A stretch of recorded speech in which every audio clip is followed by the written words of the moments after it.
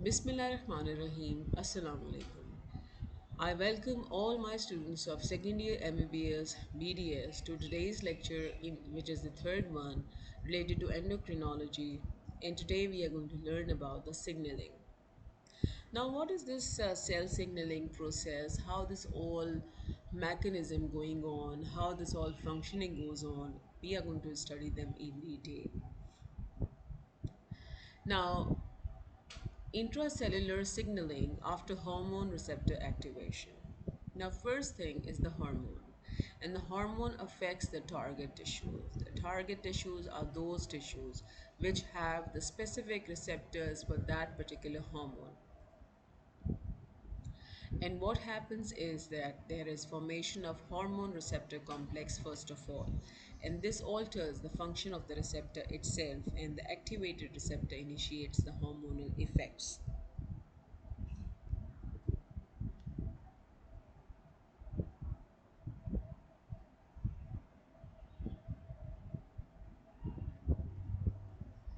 Um, Ion channel linked receptors. All the neurotransmitter substances like acetylcholine, norepinephrine, they combine with receptors in the postsynaptic membrane. And this almost always causes a change in the structure of receptor. Um, how? By opening or closing of a channel for one or more ions. Some of these ions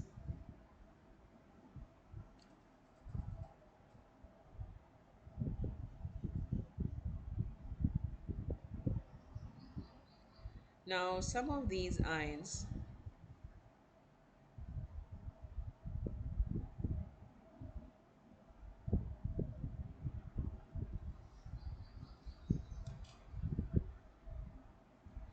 um, channel linked receptors. They open the channels for sodium ions, others for potassium ions, and some for calcium ions, and so forth. Now, the altered movement of these ions through the channels it causes the subsequent effects on the postsynaptic cells. Although a few hormones may exert some of their actions through activation of ion channel receptors. Now, most hormones that open or close ion channels do this indirectly by coupling with G protein linked or enzyme linked receptors. G protein linked hormone receptors. Now, many hormones they activate receptors which indirectly regulate the activity of target proteins, for example, enzymes or ion channels, by coupling with the group of cell membrane proteins known as heterotrimeric GTP binding proteins. The G proteins are more than 1,000 known G protein couple receptors. And these G protein receptor couples, they all have 7 transmembrane segments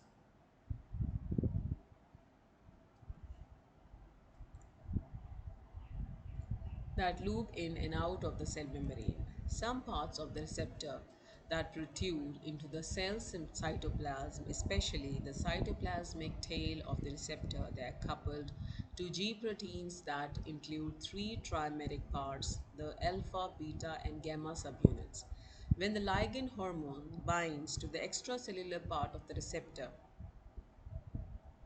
a conformational change occurs in the receptor to activate the G proteins and induces the intracellular signals which either open or close the cell membrane or change the activity of an enzyme in the cytoplasm of the cell. The trimeric gene proteins, they are named for their ability to bind guanosine nucleotides. In their inactive state, the alpha, beta, and gamma subunits of guanine proteins, they form a complex that binds guanosine diphosphate on the alpha subunit. When the receptor is activated, it undergoes a conformational change that causes the GDP bound trimeric G protein to associate with the cytoplasmic part of the receptor and to exchange GTP for guanosine triphosphate. The displacement of GDP by GTP causes the alpha subunit to dissociate from the trimeric complex and to associate with other intracellular signaling proteins These proteins, in turn, alter the activity of ion channels or intracellular enzymes such as adenyl cyclase or phospholipase C, which alters the cell function. The signaling event is terminated when the hormone is removed and the alpha subunit inactivates itself by converting its bound GTP to GDP. The alpha subunit once again combines with the beta and gamma subunits to form an inactive membrane bound trimeric G protein. See the seven transmembrane protein structure, seven layered one, and how it has the attachment with that of the GTP, and when the hormone binds, it is activated to GTP, and then the GTP activated target protein either is going to affect by altering the ion exchange or the other synthesis of proteins. So this is all about the transmembrane proteins. So G proteins, some hormones they're coupled to inhibitory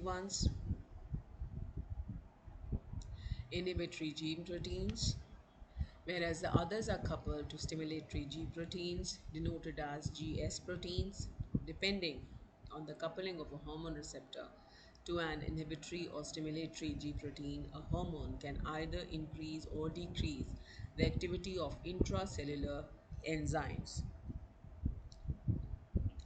Enzyme-linked hormone receptors. These enzyme-linked receptors, they are proteins which pass through the membrane only for once, not for 7 times, in contrast to the 7 transmembrane G protein coupled receptors. The enzyme-linked receptors, they have their hormone binding site on the outside of the cell membrane and their catalytic or enzyme binding site on the inside. When the hormone binds to the extracellular part of the receptor, an enzyme immediately inside the cell membrane is activated or occasionally inactivated. Many enzyme-linked receptors they have intrinsic enzyme activity. Others rely on enzymes that are closely associated with the receptor to produce changes in the cell function. One example of an enzyme-linked receptor is the leptin receptor. Leptin is a hormone secreted by fat cells and has many physiological effects, but it is especially important in regulating the appetite energy balance. The leptin receptor is a member of a large family of cytokine receptors that do not themselves contain enzymatic activity but signal through associated enzymes. See this diagram, this is very important and all of you should be learning how this whole mechanism of the jack-stat mechanism is taking place. See what happened is that the dimer of the leptin that is going to bind and is going to have binding, and after that there is activation of the jack leading to stat, and the stat is going to have the effect on the nuclear material, as well as at the same time the jack is activating the enzymes leading to the physiological effects, the translation, etc. In the case of leptin receptor, one of the signaling pathways through a tyrosine kinase of the Janus kinase family JAK2, the leptin receptor is existing as a dimer in two parts, and its binding of leptin to extracellular part alters its conformation. And it is enabling phosphorylation and activation of the intracellular associated JAK2 molecules. The activated JAK2 molecules then phosphorylate other tyrosine residues within the leptin receptor JAK2 complex to mediate intracellular signaling. The intracellular signals include phosphorylation of the signal transducer and activator of transcription STAT proteins, which activates the transcription by leptin target genes to initiate protein synthesis. Phosphorylation of JAK2 also leads to activation of other intracellular enzyme pathways such as MAPK, that is mitogen activated protein kinases, and phosphatidyl inositol 3 kinase. Some of the effects of leptin they occur rapidly as a result of activation of these intracellular enzymes, whereas the other actions occur more slowly and require synthesis of new proteins. See, this diagram is very important for all of you to learn. In hormonal control of cell function, the hormone to bind with special transmembrane receptor, which then becomes the activated enzyme adenyl cyclase at the end that protrudes to the interior of the cell. This cyclase catalyzes the formation of CAMP, which has a multitude of effects inside the cell to control cell activity, cyclic AMP, which is known as the second messenger.